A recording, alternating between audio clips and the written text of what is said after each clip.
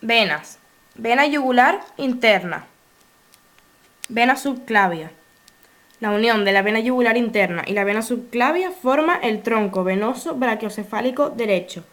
El tronco venoso brachiocefálico izquierdo, lo vemos aquí, donde desemboca la vena tiroidea inferior.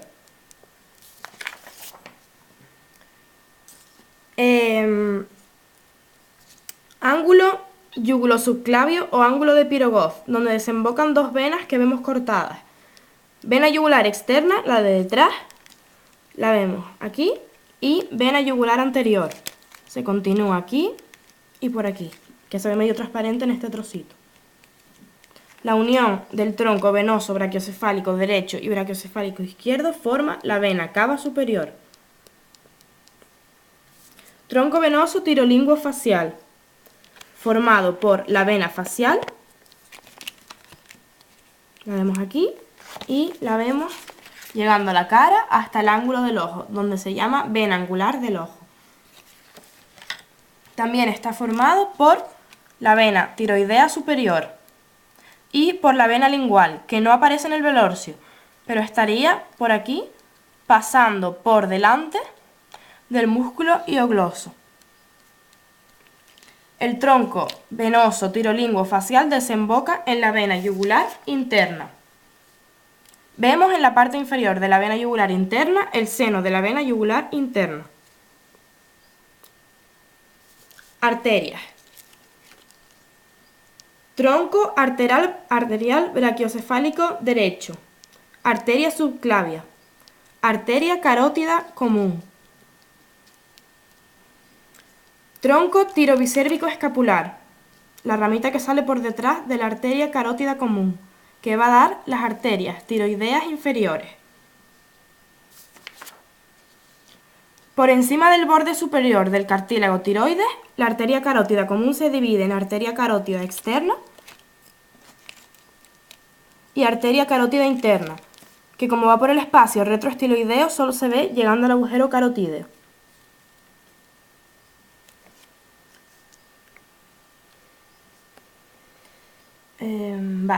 Ramas colaterales de la arteria carótida externa, arteria tiroidea superior. Va a irrigar a la parte superior de la tiroides y se van a estomosar con la arteria tiroidea inferior, abrazando la glándula. Modalidades de irrigación de la laringe. A veces sale de la arteria tiroidea superior la arteria laringea superior, que se mete en la membrana tirocricoidea junto con el nervio laringeo superior. Otras veces sale la arteria laringea inferior, que en el velorcio se representa saliendo de la tiroidea inferior, según la profesora sería esta.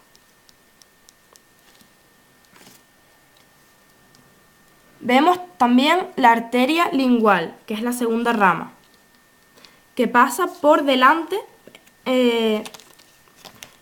por detrás del músculo hiogloso y da ramas colaterales y terminales. Ramas colaterales, arteria ranina, arteria sublingual. Ramas terminales, y ramas colaterales, arteria del dorso de la lengua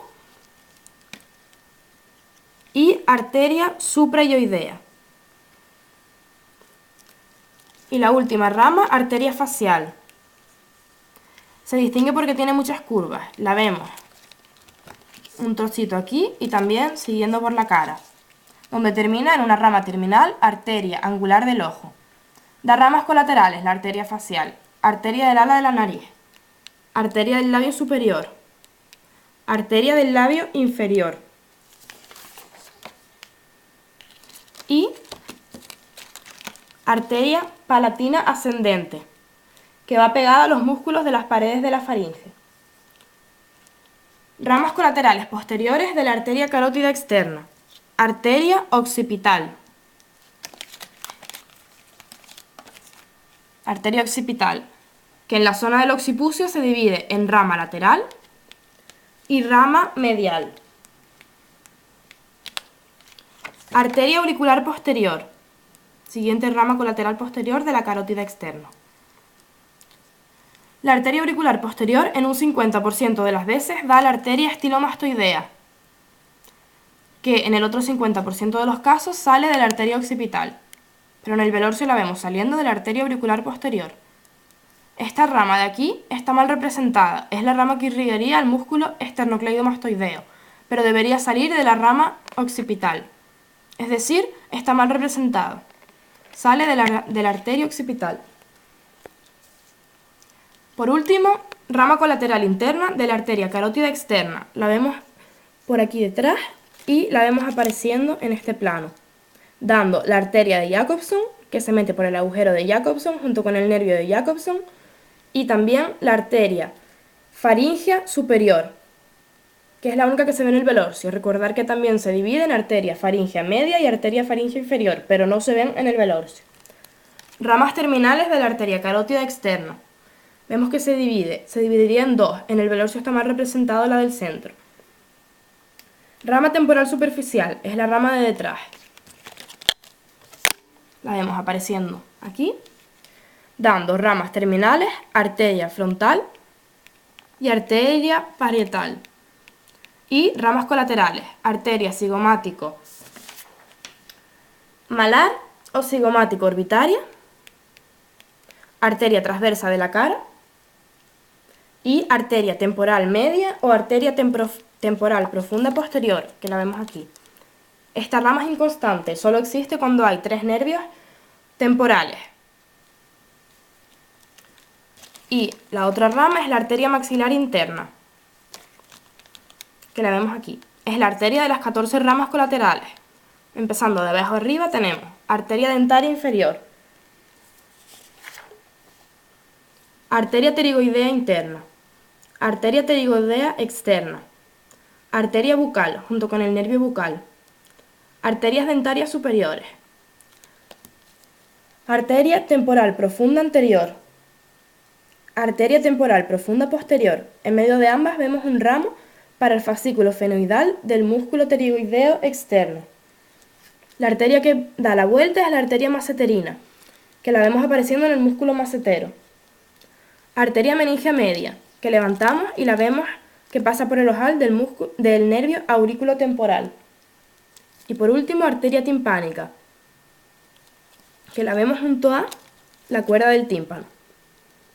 También vemos otra rama colateral que es la arteria infraorbitaria, que solo la vemos aquí, en el agujero infraorbitario.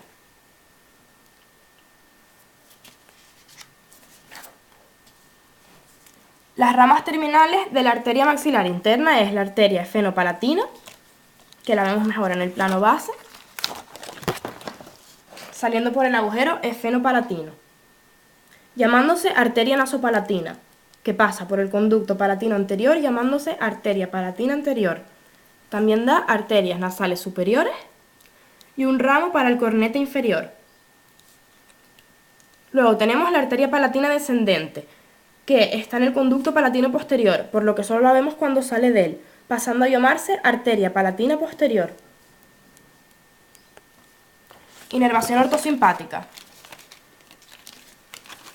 Tenemos el ganglio cervical superior, que es el más grande, a nivel de C2-C3. De él sale el nervio carotidio, que llega al agujero carotidio y forma el plexo carotidio o cavernoso, que no se ve muy bien en el velorcio. En el velorcio se representa una conexión entre el nervio glosofaringeo y el ganglio cervical superior. Está mal, esta conexión no existe. Tenemos también el ganglio estrellado y el ganglio cervical medio, que es inconstante. Retorno linfático. En el retorno linfático tenemos la cadena de ganglios horizontales superficiales, formada por ganglio occipital, ganglio mastoideo, los ganglios parotídeos o preauriculares que se encontrarían encima del tejido de la glándula parótida, por lo que no se ven, y ganglios submandibulares o submentonianos. Cadena de ganglios superficiales verticales, formados por ganglios que acompañan a la vena yugular externa y ganglios que acompañan a la vena yugular anterior, que no se representan en el velorcio. En el cartílago tiroides vemos ganglio infraioideo, ganglio prelaríngeo. En la tráquea vemos ganglios pretraqueales, ganglios paratraqueales. También vemos los ganglios retrofaríngeos. Todos estos ganglios, la linfa de todos estos